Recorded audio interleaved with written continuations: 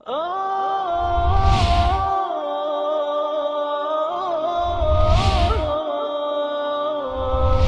حامل القرآن.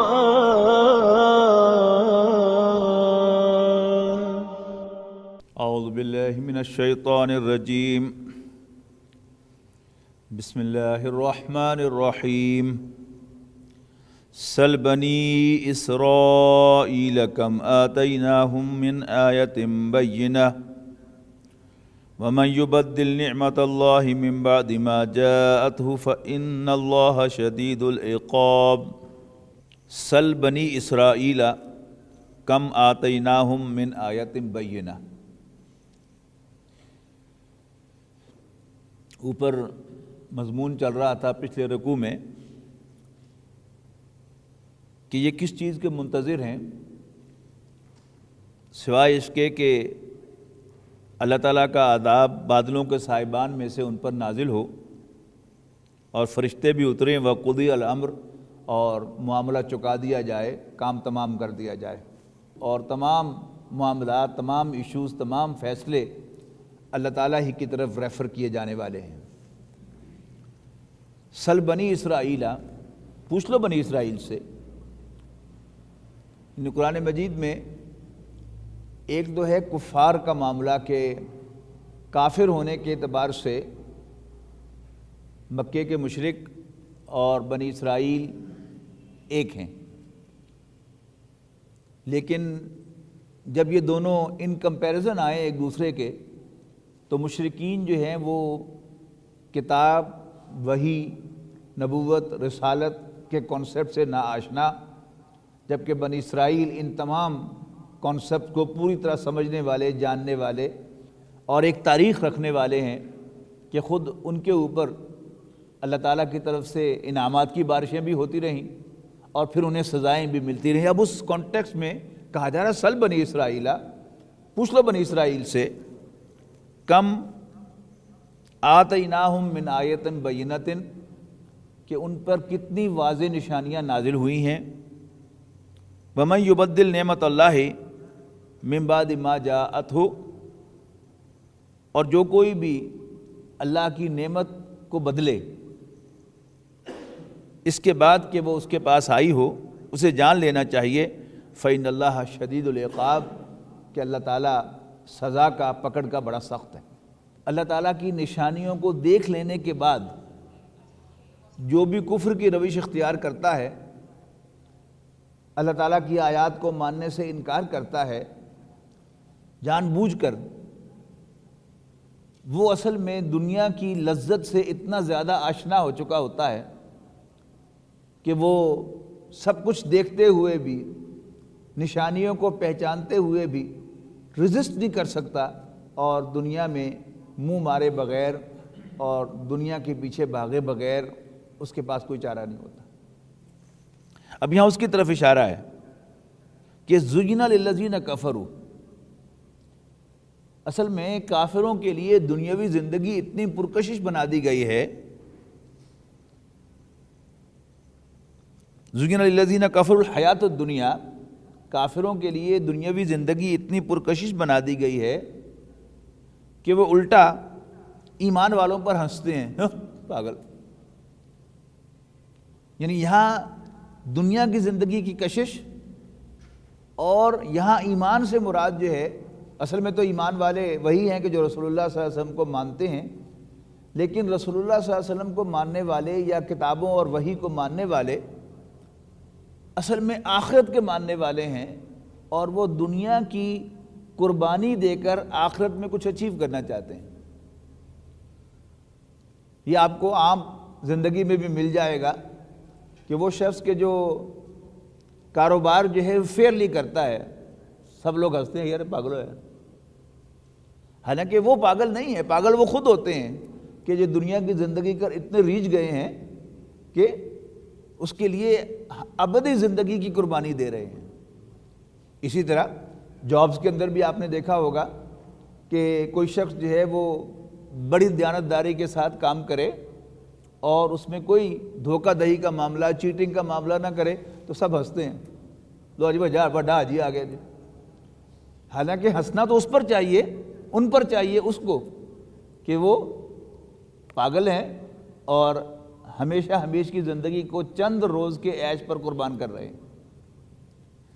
تو چاہیے یہ کہ وہ چند روز کا عیش و آرام قربان کریں اور ابدی راحت اور جنت کا سودا کریں۔ تو زُیِّنَ لِلَّذِينَ كَفَرُوا الْحَيَاةُ الدُّنْيَا وَيَسْخَرُونَ مِنَ الَّذِينَ آمَنُوا، اور وہ ایمان والوں پر ہنستے ہیں۔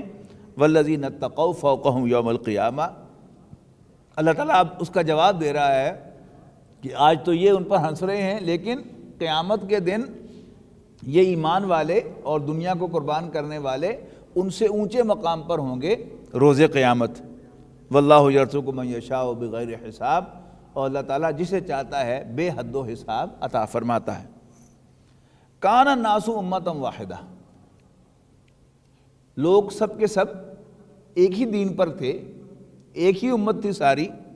فبعث اللہ النبیین مبشرین ومنذرین، لیکن لوگ آپس میں اختلاف کرنے لگے، یہاں یعنی بٹوین دا لائنز یہ ہے۔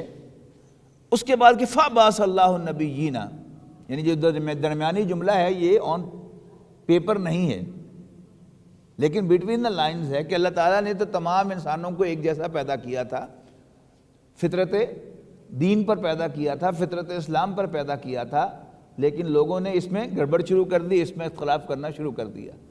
فَبَعَثَ اللَّهُ النَّبِيِّينَ مُبَشِّرِينَ وَمُنذِرِينَ، تو اللہ تعالیٰ نے نبی بھیجے، مبعوث فرمائے، خوشخبری دینے والے اور خبردار کرنے والے، خوشخبری دیتے ہوئے اور خبردار کرتے ہوئے۔ وَأَنزَلَ مَعَهُمُ الْكِتَابَ بِالْحَقِّ، اور ان کے ساتھ کتابیں نازل فرمائیں حق کے ساتھ، سچائی کے ساتھ۔ لِيَحْكُمَ بَيْنَ النَّاسِ، تاکہ فیصلہ کر دیں لوگوں کے درمیان، فی مختلف فیہ، ان تمام باتوں میں جن میں وہ اختلاف کر رہے تھے۔ اس کی بھی سب سے نمایاں مثال کیا ہے کہ تورات انجیل نازل ہوئی بنی اسرائیل پر، لیکن انہوں نے اس میں تعریف کر دی۔ تو نبی اکرم صلی اللہ علیہ وسلم نے کیا کیا؟ قرآن مجید کی روشنی میں دوبارہ حق جو ہے اس کو واضح کر دیا۔ جو بھی انہوں نے اس میں گڑبڑ کی تھی، امیٹیشن کی تھی، جو بھی اس میں ملاوٹ کی تھی، جو بھی حق کو چھپایا تھا اور کوئی غلط قانون، کوئی غلط بات جو ہے وہاں پر آ کر کھڑی کر دی تھی، اس پر انہوں نے آ کر کریکشن کر دی، اس کی اصلاح کر دی اس کی، اور حق کو کھول کر واضح کر دیا۔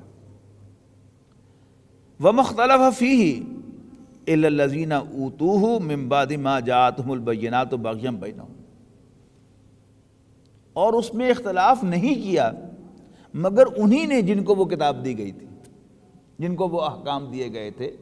یعنی کوئی دوسرے جو ہیں وہ کوئی ادھر ادھر کی بات کہتے تو چلیے ان کو کوئی الاؤنس دیا جا سکتا تھا، لیکن اس میں اختلاف، اس میں رد و بدل، اس میں گڑبڑ کرنے والے کون تھے؟ جنہیں وہ کتاب عطا فرمائی گئی تھی۔ من بعد ما جاءتهم البینات، اس کے بعد کہ ان کے پاس واضح نشانیاں آ چکی تھیں۔ کیوں کیا؟ بغیم بینہم، باہم ایک دوسرے کے ساتھ ضد کی وجہ سے۔ اب یہاں اشارہ جو ہے وہ خاص طور پر رسول اللہ صلی اللہ علیہ وسلم کی تشریف آوری پر ہے کہ تورات و انجیل میں رسول اللہ صلی اللہ علیہ وسلم کی تشریف آوری کی نشانیاں موجود تھیں، لیکن جان بوجھ کر انہوں نے انکار کیا صرف ضد کی وجہ سے کہ کیونکہ یہ ہم میں سے نہیں ہے لہٰذا ہم اس کو نہیں مانتے۔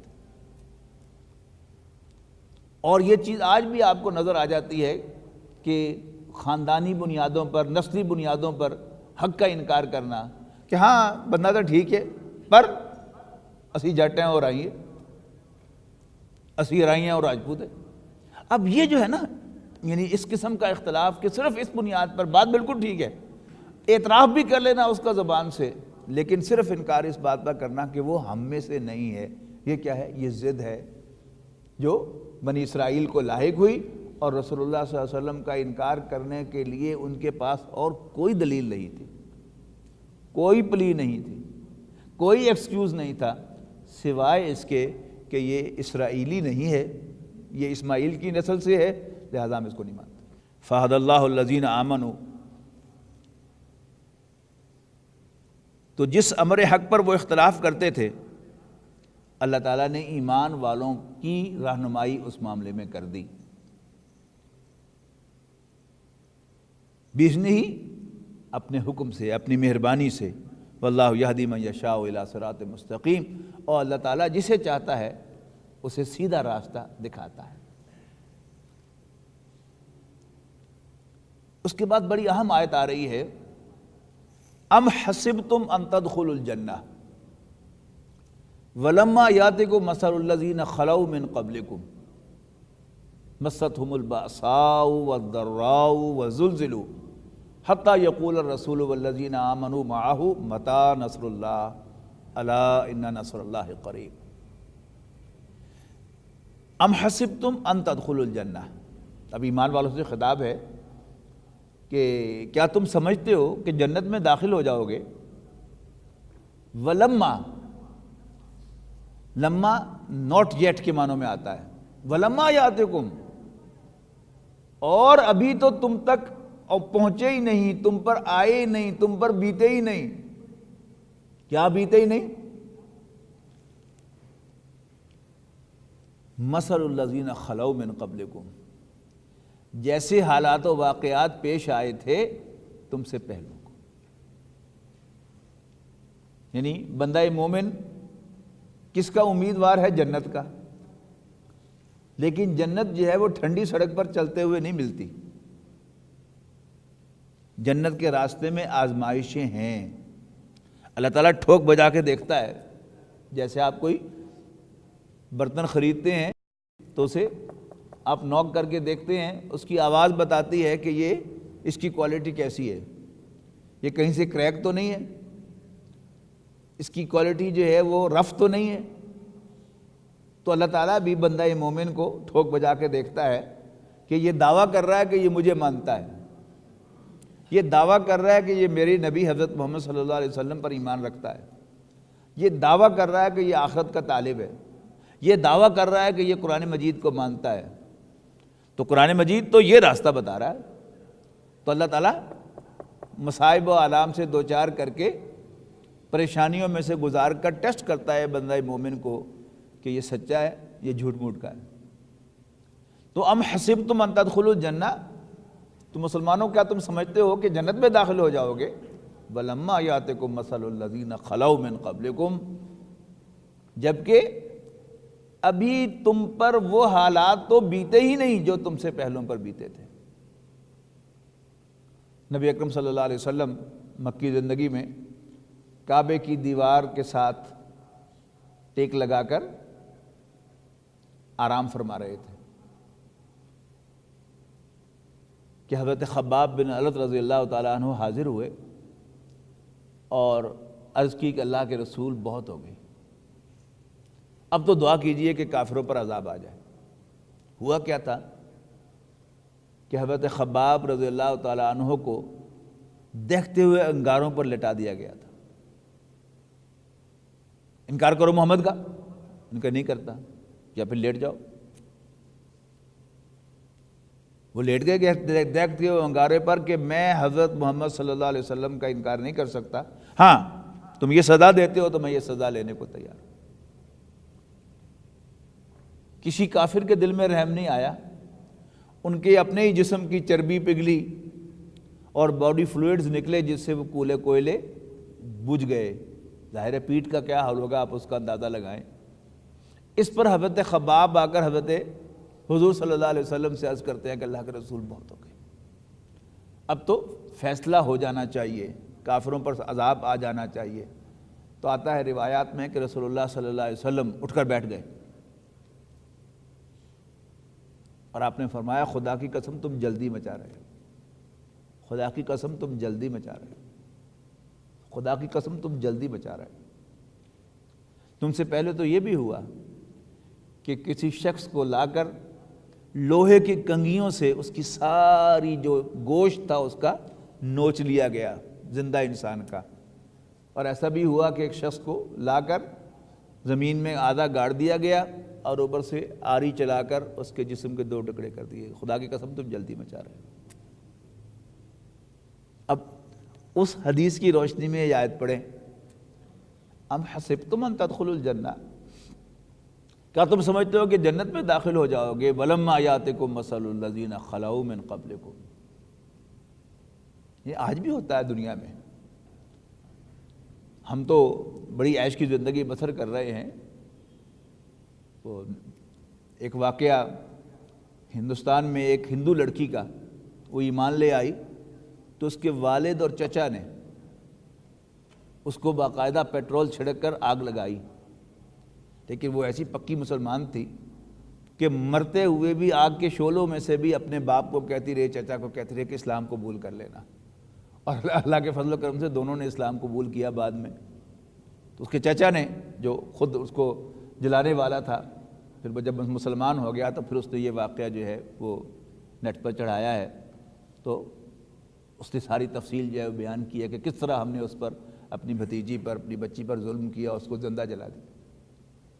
تو ٹیسٹ جو ہے وہ ایمان کا، وہ تو اسی وقت ہوتا ہے کہ جب انسان پر امتحان آئے۔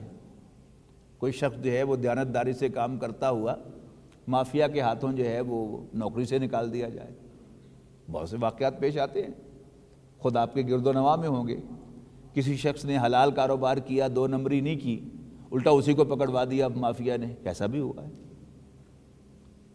یا یہ تو ہوتا ہی ہے کہ کوئی شخص جو ہے وہ بہترین مال بیچتا ہے، ظاہر ہے اس کو گھر میں جس کاسٹ پر پڑ رہا ہے وہ اس سے کم تو نہیں بیچے گا، اور اس کے ساتھ والا دکاندار جو ہے وہ 2 نمبر مال لگاتا ہے، اور اس کی خوب واہ واہ ہوتی ہے، اور بکری بھی ہوتی ہے، اور عیاشی بھی ہوتی ہے۔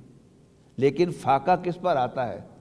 جو اللہ کے لیے دیانتداری کے ساتھ کام کرتا ہے۔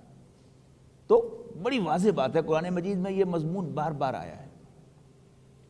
ابھی دوسرے پارے کے 3 رکوع میں ہم پڑھ کے آئے ہیں کہ یا ایھا الذین آمنوا استعینوا بالصبر والصلاۃ، اے ایمان والو صبر کر کے اور نماز پڑھ کے اللہ کی مدد حاصل کیا کرو۔ ان اللہ مع الصابرین، بے شک اللہ تعالیٰ تو صبر کرنے والوں کے ساتھ ہے۔ اور اس کے بعد فرمایا وَلَنَبْلُوَنَّكُمْ بِشَيْءٍ مِّنَ الْخَوْفِ وَالْجُوعِ وَنَقْصٍ مِّنَ الْأَمْوَالِ وَالْأَنفُسِ وَالثَّمَرَاتِ، ہم تمہیں ضرور آزما کر رہیں گے کچھ دے کر، خوف میں سے، بھوک میں سے، اور جانوں، مالوں اور پھلوں کا نقصان دے کر۔ وَبَشِّرِ الصَّابِرِينَ، اور خوشخبری دے دو صبر کرنے والوں کو، الَّذِينَ إِذَا أَصَابَتْهُمْ مُصِیبَةٌ، جن پر جب کوئی مصیبت آئی قالوا انا للہ و انا الیہ راجعون، تو پکار اٹھے کہ ہم تو اللہ ہی کے ہیں، اسی کے پاس سے آئے تھے اور اسی کی طرف لوٹ کر جانے والے ہیں۔ تو ام حسبتم ان تدخلوا الجنہ، کیا تم سمجھتے ہو کہ تم جنت میں داخل ہو جاؤ گے؟ ولما یاتکم مثل الذین خلوا من قبلکم، ابھی تم پر وہ حالات تو آئے ہی نہیں جو تم سے پہلوں پر آئے تھے۔ مستہم البأساء، ان پر بھوک آئی، والضراء، اور جسمانی اذیت پہنچائی گئی، والزلزلوا، اور وہ ہلا مارے گئے، شیکن ویل، حتی یقول الرسول والذین آمنوا معہ متی نصر اللہ، یہاں تک کہ پکار اٹھے اللہ کے رسول اور ان کے ساتھ ایمان لانے والے بھی، متی نصر اللہ، اللہ کی مدد کب آئے گی؟ یعنی حضرت خباب کا وہ جملہ کہ اللہ کے رسول اب تو فیصلہ آ جانا چاہیے، اللہ کی مدد آنی چاہیے، لیکن آپ کیا فرما رہے ہیں؟ تم جلدی مچا رہے ہو۔ اللہ کی مدد کا وعدہ ہے، وہ آئے گی، لیکن یہ بھی ممکن ہے کہ ہمیں سے کسی کی موت بھی آ جائے اس سے پہلے اور کسی پر موت نہ آئے۔ یعنی حضرت سمیہ، حضرت یاسر رضی اللہ تعالیٰ عنہما، وہ تو مکی زندگی کی ابتدائی میں شہید ہو گئے، تو ان کی زندگی میں تو کوئی اللہ تعالیٰ کی مدد اس معنی میں نہیں آئی، لیکن بہرحال بحیثیت مجموعی انہی کا خون ہے جس کی جزا جو ہے وہ ایمان والوں کو ملی۔ تو نبی اکرم اچھا یہ قانون وہ ہے کہ جس میں اللہ تعالیٰ نے اپنے پیغمبروں کو بھی ایگزیمپٹ نہیں کیا، اور پیغمبروں ان جنرل تو کیا کہنے، خود رسول اللہ صلی اللہ علیہ وسلم کو اس میں ایگزیمپٹ نہیں کیا۔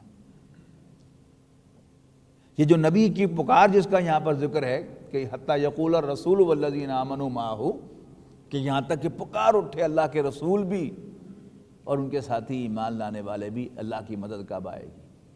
رسول اللہ صلی اللہ علیہ وسلم پر یہ کیفیت جو ہے وہ طائف کے دن طاری ہوئی۔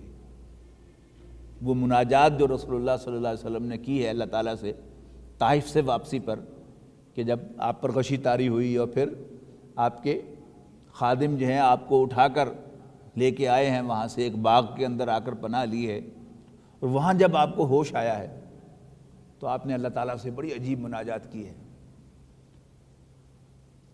پہلی مرتبہ اور آخری مرتبہ اللہ تعالیٰ سے شکوہ کیا ہے، اللہم الیک اشکو ضعف قوتی وقلت حیلتی وہوانی علی الناس۔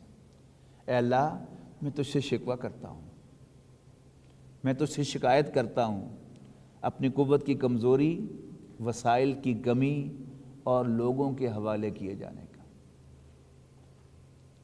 یعنی شکوہ ہے کس سے؟ طائف والوں سے نہیں ہے، اپنے رب سے ہے کہ اللہ مجھے ٹاسک بہت بڑا دے دیا ہے اور اکارڈنگلی مجھے قوت اور وسائل نہیں دیے، الٹا مجھے دشمنوں کے حوالے کر دیا ہے۔ اس لیے کہ رسول اللہ صلی اللہ علیہ وسلم سے بڑھ کر کس کو یقین ہو سکتا ہے کہ یہ طائف والوں میں نے جو تشدد مجھ پر کیا ہے یہ اللہ تعالیٰ کی پرمیشن سے کیا ہے؟ اللہ تعالیٰ کی پرمیشن نہ ہو تو ایک تنکا بھی جنبش نہیں کر سکتا۔ ان کی کیا مجال تھی کہ یہ مجھے مار مار کے لہو لہان کر دیتے؟ اے اللہ، یہ تیری اجازت سے ہوا ہے۔ لیکن یہ شکوہ چونکہ میرا اور آپ کا شکوہ نہیں تھا، یہ اللہ کے پیغمبر کا شکوہ تھا، لہذا ساتھ ہی فرمایا اِلَّمْ يَكُنْ عَلَيَّ غَضَبُكَ فَلَا أُبَالِي۔ اے اللہ، اگر تو مجھ سے ناراض نہیں ہے تو پھر مجھے کوئی پرواہ نہیں ہے۔ اور ایمان والوں پر، حضور صلی اللہ علیہ وسلم کے ساتھیوں پر وہ کیفیت جو ہے وہ غزوہ خندق میں، غزوہ احزاب میں ہوئی ہے۔ 10,000 کا لشکر مدینے کے گرد آ کر بیٹھ گیا، اور 10,000 آبادی بھی نہیں ہوگی مدینے کی۔ اندازہ لگائی نا، تاریخ میں کبھی ایسا ہوا کہ کسی آبادی کا محاصرہ کرنے والوں کی تعداد آبادی کی ٹوٹل تعداد سے زیادہ ہو، اور رفع حاجت کے لیے بھی لوگ باہر نہیں جا سکتے؟ 1 مہینے کا محاصرہ، پھر اندر سے سب کچھ نکل کے باہر آ گیا۔ جن کے دلوں میں پکا ایمان یقین تھا رسول اللہ صلی اللہ علیہ وسلم کے نبی اور رسول ہونے پر، ان کے سامنے یہ آیات تھی، اور جو منافق تھے ان کی زبان پر کچھ اور آ رہا تھا۔ منافقوں کو اور وعدے یاد آ رہے تھے، وہ بھی سچے وعدے تھے کہ ایک دن کیسر و کسریٰ کی سلطنت بھی تمہارے پاؤں تلے آئے گی۔ منافقوں کو وہ وعدے یاد آ رہے ہیں، لہذا منافقین کی زبان پر کیا آیا؟ ما وعدنا اللہ ورسولہ الا غرورا۔ اوئے مارے گئے، اللہ اور اس کے رسول نے ہمیں دھوکہ دیا، سبز باغ دکھائے معاذ اللہ۔ ہمیں تو کہا گیا تھا کہ کیسر و کسریٰ کی سلطنت تمہارے پاؤں تلے آئے گی، آج مدینہ بھی ہمارے پاؤں تلے سے نکل رہا ہے۔ اور بالکل اسی کیفیت پر ایمان والوں کی زبان پر کیا آیا؟ ھذا ما وعدنا اللہ ورسولہ۔ ان کی نظر ان آیات پر تھی، او یس، اسی کا وعدہ تو اللہ اور اس کے رسول نے ہم سے فرمایا تھا، وصدق اللہ ورسولہ، اور اللہ اور اس کے رسول نے سچ ہی فرمایا تھا۔ تو کیا تم سمجھتے ہو کہ جنت میں داخل ہو جاؤ گے جبکہ ابھی تم پر وہ حالات تو بیتے ہی نہیں جو تم سے پہلوں پر بیتے تھے؟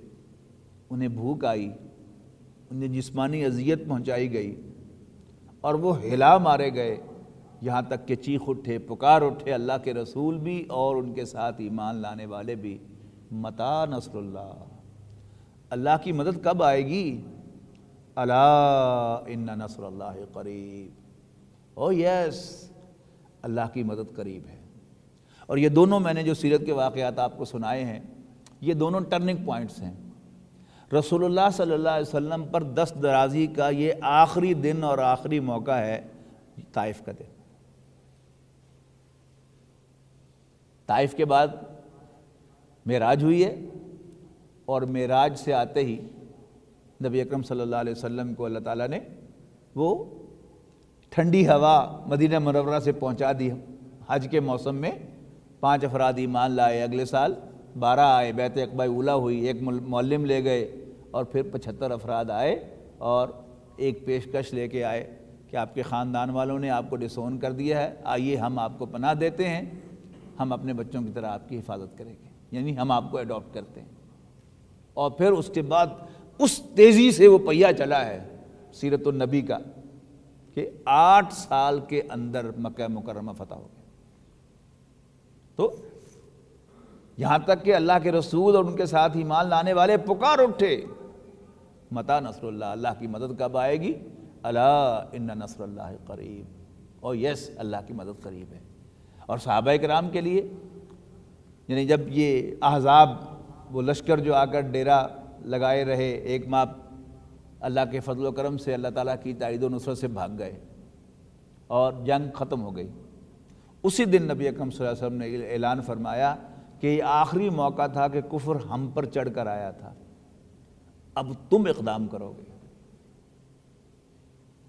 اور یہ 6 ہجری میں واقعہ پیش آیا ہے، 5 ہجری میں غزوہ احزاب ہوئی ہے، 6 ہجری میں صلح حدیبیہ ہوئی ہے، 7 ہجری میں عمرہ قضا واقع ہوا ہے، اور 8 ہجری میں مکہ مکرمہ فتح ہو گیا۔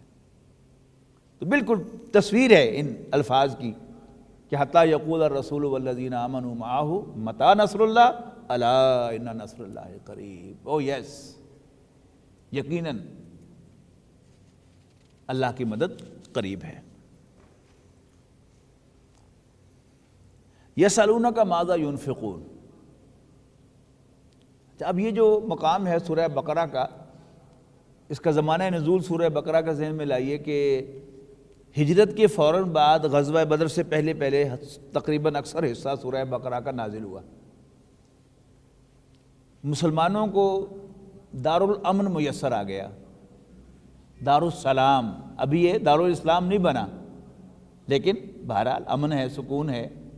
وہ جو قریش کی طرف سے تشدد ہے کہ نماز بھی حرم میں جا کے نہیں پڑھ سکتے اور چھپ چھپا کر سارا کام کر رہے ہیں، وہ ختم ہو گیا۔ اگرچہ کنفرنٹیشن جو ہے وہ جاری ہے، لیکن بہرحال ایک امن و سکون ہے مدینہ منورہ کی حد تک۔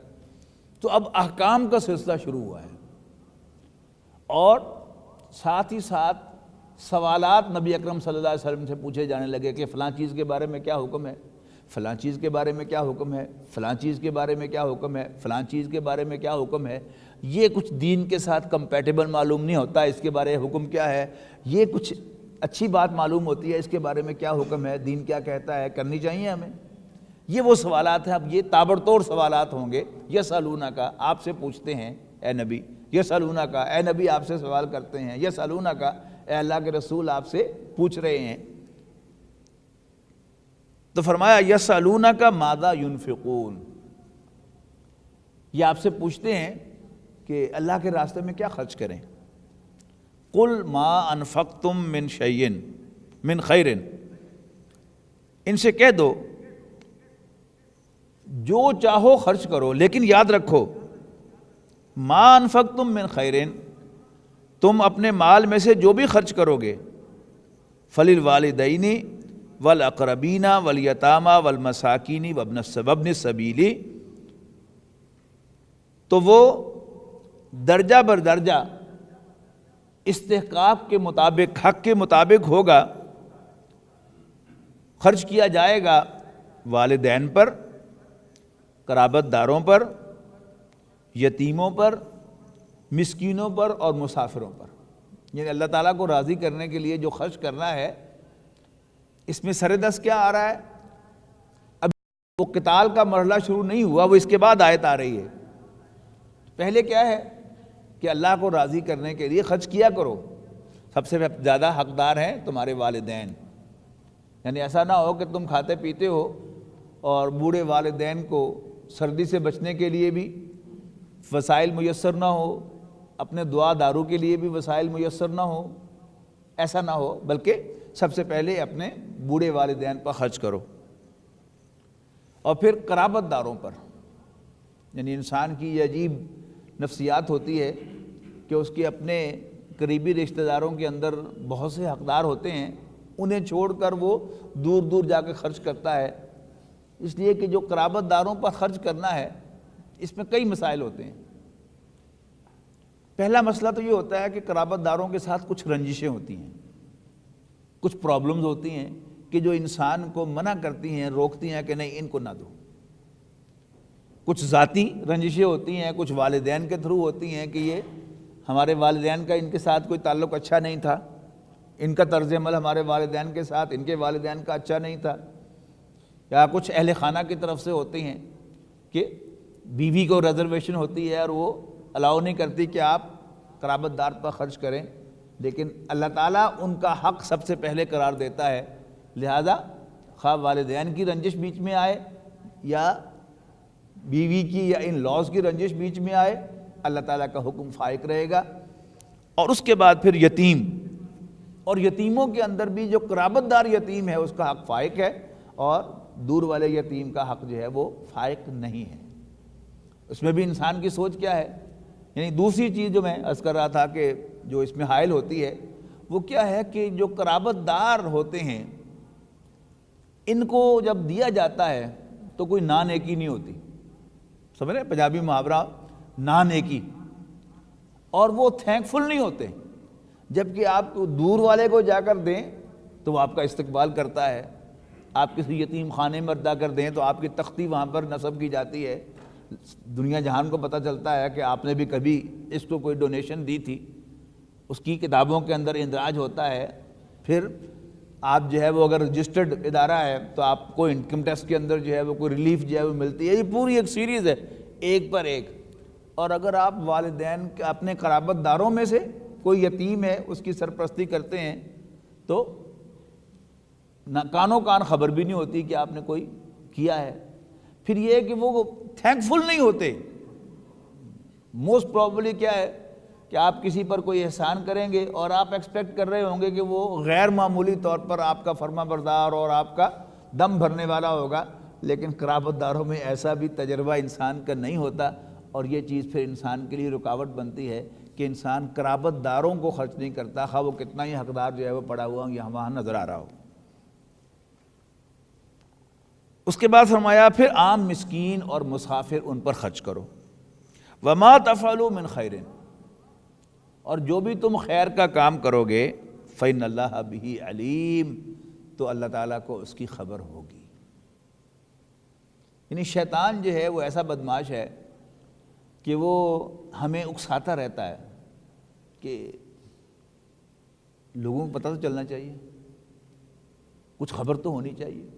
اللہ تعالیٰ کے کیا ری ایشور کر رہا ہے کہ دائیں ہاتھ سے دو اور بائیں ہاتھ کو خبر نہ ہو، جس کے لیے تم کر رہے ہو اگر واقعی اسی کے لیے کر رہے ہو اسے معلوم ہے، لہذا تمہیں اس کا کوئی اشتہار دینے کی، اس کا کوئی تذکرہ کرنے کی، اس کا کوئی دکھاوا کرنے کی ہرگز ضرورت نہیں ہے۔ اللہ تعالیٰ ہمیں اس کی توفیق دے۔ کتب علیکم القتال، اچھا اب ذہن میں لائیے کہ نبی اکرم صلی اللہ علیہ وسلم نے ہجرت کے فوراً بعد 3 کام کیے۔ پہلے 6 ماہ میں مسجد نبی تعمیر فرمائی، پھر مواخات قائم کی مہاجرین اور انصار کے درمیان، اور پھر یہودیوں سے معاہدہ کیا میثاق مدینہ۔ اس کے بعد پھر 1 سال کے اندر، یعنی رمضان سن 1 ہجری سے لے کر شعبان سن 2 ہجری تک آپ نے مہمیں روانہ کی ہیں، باقاعدہ آرمڈ۔ سب سے پہلی مہم رمضان سن 1 ہجری میں حضرت حمزہ بن عبد المطلب اپنے چچا کو آپ نے امیر سفر بنا کر بھیجا، ان کے ہاتھ میں ایک جھنڈا دیا۔ پھر شوال میں سعد بن وقاص رضی اللہ تعالیٰ عنہ کو ایک مہم کا امیر بنا کر بھیجا۔ اب کیا ہے، بات قتال کی طرف بڑھ رہی ہے، تو اب قتال فرض بھی کیا جا رہا ہے۔ کتب علیکم القتال، تم پر جنگ کرنا فرض کی جا رہی ہے، لازم کی جا رہی ہے، آرڈین کی جا رہی ہے۔ وَهُوَ كُرْهٌ لَكُمْ، اور تم بڑے شریف لوگ ہو، بڑے سافٹ لوگ ہو، بڑے انلائٹنڈ لوگ ہو، بڑے ماڈریٹ لوگ ہو، لڑنا بھرنا تمہیں پسند نہیں ہے، لیکن کتب علیکم القتال، تم پر تمہارے رب کی طرف سے لڑنا فرض کیا جا رہا ہے۔ وَهُوَ كُرْهٌ لَكُمْ، جبکہ وہ تمہیں ناپسند ہے۔ وَعَسَىٰ أَن تَكْرَهُوا شَيْئًا، کیا عجب، عسا کیا عجب، میں بھی تم کسی چیز کو ناپسند کرو، کراہت کہتے ہیں ناپسندیدگی کو، عَسَىٰ أَن تَكْرَهُوا شَيْئًا، کیا عجب تم کسی چیز کو ناپسند کرو، وَهُوَ خَيْرٌ لَكُمْ، حالانکہ وہی تمہارے لیے بہتر ہو، وَعَسَىٰ أَن تُحِبُّوا شَيْئًا، اور کیا پتہ تم کسی چیز کو پسند کرو، وَهُوَ شَرٌّ لَكُمْ، حالانکہ وہی تمہارے لیے بری ہو، وَاللَّهُ يَعْلَمُ وَأَنْتُمْ لَا تَعْلَمُونَ، اللہ تو جانتا ہے لیکن تمہیں معلوم نہیں ہے، تم نہیں جانتے، you have no idea۔ انسان زندگی میں، زندگی کے سفر میں بہت سے ایسے مواقع آتے ہیں کہ جہاں انسان سمجھتا ہے کہ اگر یہ ہو جائے تو کیا ہی بات ہے، وہ نہیں ہوتا تو انسان بڑا مایوس ہو جاتا ہے کہ اوہو بڑی اپرچونٹی ہاتھ سے نکل گئی۔ اپرچونٹی روز روز نہیں آتی، بس یہ نکل گئی ہاتھ سے، لیکن کچھ سالوں کے بعد اندازہ ہوتا ہے کہ اللہ تعالیٰ نے تو بڑا فیور کیا میرا۔ اسی طرح یعنی حضرت یوسف علیہ السلام کی کہانی کو ذہن میں لائیے، حضرت یوسف کے بھائیوں نے حضرت یوسف پر ظلم کیا، انہیں کنویں میں پھینک دیا، اپنے خیال کے مطابق جان چھڑا لی یوسف سے انہوں نے علیہ السلام، اور آن دا پارٹ آف یوسف علیہ السلام بھی اگر آپ سوچیں تو کیا محرومی کا شکار ہوئے وہ، لیکن اللہ تعالیٰ نے انہیں کہاں سے کہاں پہنچا دیا۔ اب تصور کیجئے کہ میری خالص اسباب کی سطح پر سوچئے، اگر حضرت یوسف علیہ السلام کو ان کے بھائی کنویں میں نہ پھینکتے تو ایٹ دی موسٹ کیا ہوتا،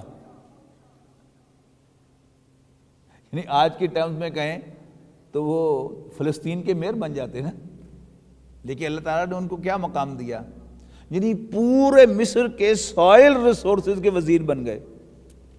اب سوائل قرآن مجید میں خزائن الارض کا ہے نا، زمین کے خزانے، اور زمین کے خزانوں میں ایگریکلچر بھی آ گیا اور سارے ریونیوز بھی آ گئے، اور سوائل ریسورسز باقی جو ہیں معدنیات وغیرہ سب کچھ جو ہے وہ ان کے ذمہ دار بن گئے، وہ ان کی اتھارٹی میں آ گئے۔ تو یہ اللہ تعالیٰ نے کیا بندوبست کیا کہ اللہ تعالیٰ نے انہیں اس مقام پر پہنچانے کے لیے پہلے کنویں میں پھینکوایا، پھر وہاں سے نکلوایا، پھر ان کو غلام بنایا، پھر غلام بنا کر انہیں اس وزیر کے گھر میں پہنچایا، پھر وہاں پر ان کو ایک اور پریشانی سے دوچار کیا۔ کتنی بڑی پریشانی ہے، یعنی ایک نیک شریف انسان، اس پر الزام لگایا جائے کہ اس نے اپنی مالکن پر جنسی دسترازی کی ہے، تو اس سے بڑا ایک شریف آدمی پر تو الزام نہیں ہو سکتا، لیکن اللہ تعالیٰ نے اس میں سے بھی ان کو گزارا اور پھر نکالا کیسے؟ خواب، ایک خواب جو ہے وہ آیا، ایک خواب جو ہے وہ ان کے جیل کے ساتھیوں کو، اور حضرت یوسف علیہ السلام نے جس ساتھی کو رہائی ملنے والی تھی اس سے کہا کہ اپنے مالک سے میرا بھی ذکر کرنا کہ ایک اور بے گناہ بھی وہاں پر ہے، لیکن اللہ تعالیٰ نے پھر اس کو بھلوایا وہ خواب۔ یہ بڑی اہم بات ہے کہ اگر جاتے ہی وہ ذکر کر دیتا بادشاہ سے کہ ایک اور بھی بے گناہ آدمی ہے، بڑا محسن تھا ہمارا، اس نے ہمیں خواب کی تعبیر بتائی تھی کہ ذرا اس پر بھی رحم کریں، تو وہ شاید وہاں سے نکلواتا اور سفارش پر آزاد کر دیتا، وہ بھی نہیں۔ یعنی 7-8 سال کے بعد پھر بادشاہ کو خواب دکھوایا اللہ تعالیٰ نے، اور پھر وزیروں نے سب کے سب درباریوں نے انکار کر دیا کہ نہیں ایسے بیکار قسم کے خوابوں کی کوئی تعبیر شابیر نہیں ہوا کرتی۔ اب یاد آیا اس آزاد ہونے والے جیل کے ساتھی کو کہ اگر آپ مجھے جیل جانے کی اجازت دے دیں بادشاہ سلامت، تو میں آپ کو وہاں سے خواب کی تعبیر لا کے دے دوں گا۔ وہاں ایک آدمی ہے، انہوں نے کہا جاؤ، گیا حضرت یوسف سے ملا، خواب کی تعبیر حاصل کی اور بادشاہ کو بتایا۔ اب بادشاہ جو ہے وہ کہتا ہے اچھا اتنا ذہین اور سمجھدار آدمی جیل میں کیا کر رہا ہے، لاؤ اس کو میرے پاس۔ اب یوسف علیہ السلام نے انکار کیا کہ نہیں میں مجرم ہوں، یعنی مجھ پر ایک فرد جرم عائد کی گئی ہے، اور اگر میں مجرم ہوں ایز اکارڈنگ ٹو دیٹ تو پھر مجھے جیل بھگتنے دو، سزا بھگتنے دو، اور اگر میں مجرم نہیں ہوں تو first let it be clear کہ میں مجرم نہیں ہوں، اس کو پبلک کیا جائے پہلے، تب میں باہر آؤں گا۔ تو بادشاہ نے پھر کیس کو ری اوپن کیا، اور پھر ری اوپن کر کے دوبارہ ہیرنگ ہوئی، تو حضرت یوسف علیہ السلام کے دامن پر جو ایک داغ لگایا تھا غلط، وہ داغ پہلے دھلا۔ اللہ تعالیٰ کے بندوبست ہے نا سارے۔ اور پھر اللہ تعالیٰ نے کیا مقام دیا یوسف علیہ السلام کو، اب پڑھیے گا اس آیت کو تو مزہ آئے گا آپ کو، کہ عسیٰ ان تکرہوا شیئا، کیا عجب کہ تم ایک چیز کو ناپسند کرو، وہو خیر لکم، حالانکہ وہی تمہارے لیے بہتر ہو، وعسیٰ ان تحبوا شیئا، اور کیا پتہ تم کسی چیز کو پسند کرو، وہو شر لکم، حالانکہ وہی تمہارے لیے بری ہو، واللہ یعلم وانتم لا تعلمون، اللہ تعالیٰ کو تو معلوم ہے سب کچھ، لیکن انتم لا تعلمون، تمہیں کچھ معلوم نہیں ہے۔ بارک اللہ لی ولکم فی القرآن العظیم ونفعنی وإیاکم بالآیات والذکر الحکیم۔